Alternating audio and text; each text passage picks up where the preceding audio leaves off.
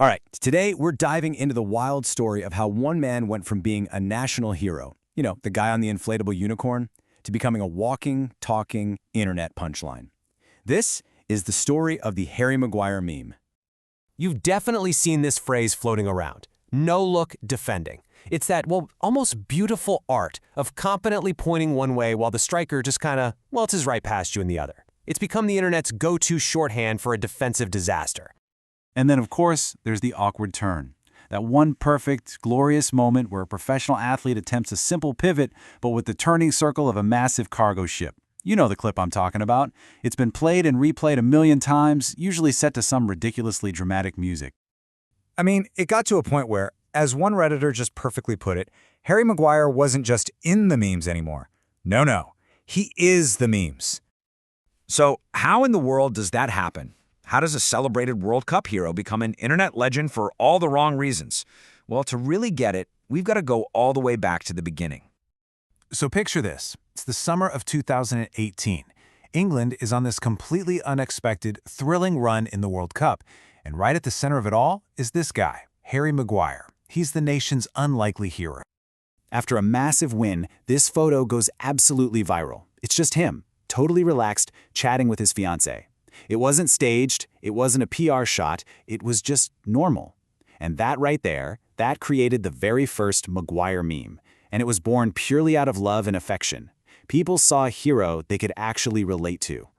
And what made it even better, Maguire himself just totally leaned into it. He jumped on Twitter and posted this hilarious caption on the photo, showing this brilliant, down-to-earth sense of humor that honestly made the entire country fall in love with him even more. The whole vibe was just so much fun. I mean, even his own teammates, like Kyle Walker, were getting in on it, imagining him trying to explain the finer points of heading a football. It just sealed the deal. He was this beloved, wholesome, everyman hero. But then, just 1 year later, in the summer of 2019, the whole narrative around Harry Maguire was about to take a very, very sharp turn. Manchester United signed him, and they paid a staggering £80 million for him. That wasn't just a lot of money. It was a world record fee for a defender, the most expensive in the history of the sport. And that price tag? It completely changed everything. He went from being the underdog hero to the most expensive defender on the planet overnight. So suddenly, every single pass, every tackle, every decision was being judged against an $80 million benchmark. This, right here, set the stage for a brand new and way more critical era of memes. So yeah, that massive price tag basically flipped a switch on his online reputation. The wholesome funny jokes, gone. They were replaced by this relentless wave of memes based entirely on his on-pitch performance.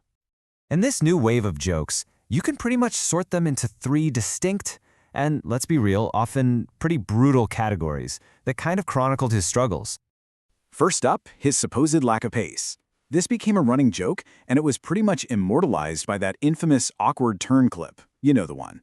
It became the go-to evidence for anyone who wanted to make fun of his mobility.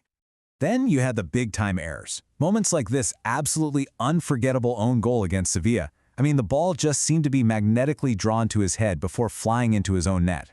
These were clipped and shared instantly, becoming these perfect symbols of an error-prone player.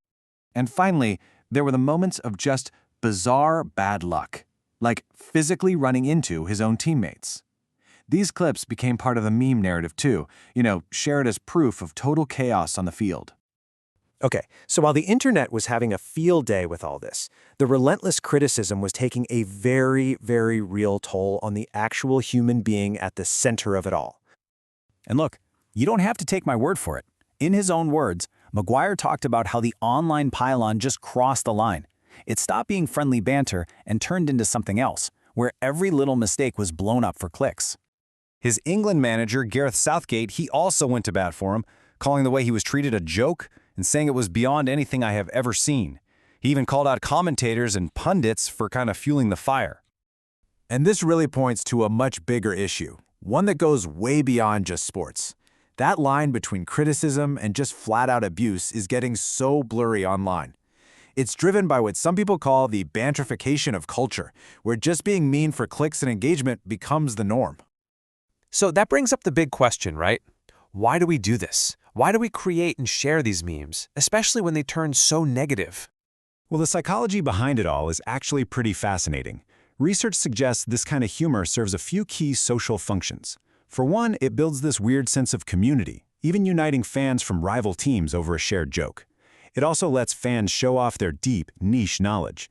And maybe most importantly, it kind of embraces the messy, imperfect side of sports that we can all relate to. Ultimately, this whole thing creates this wild paradox. It's like there are two different Harry Maguires. For his club, he's often the scapegoat, forever weighed down by that huge price tag. But for his country, he's still one of the most reliable, trusted players they have, a true cornerstone of the team. And that leaves us with one last question about his legacy. In an era where what people say about you online can define you more than what you do on the field, what does the story of the Meme King really tell us? Is it a cautionary tale? A redemption story in the making? Or has he just become a permanent part of internet history?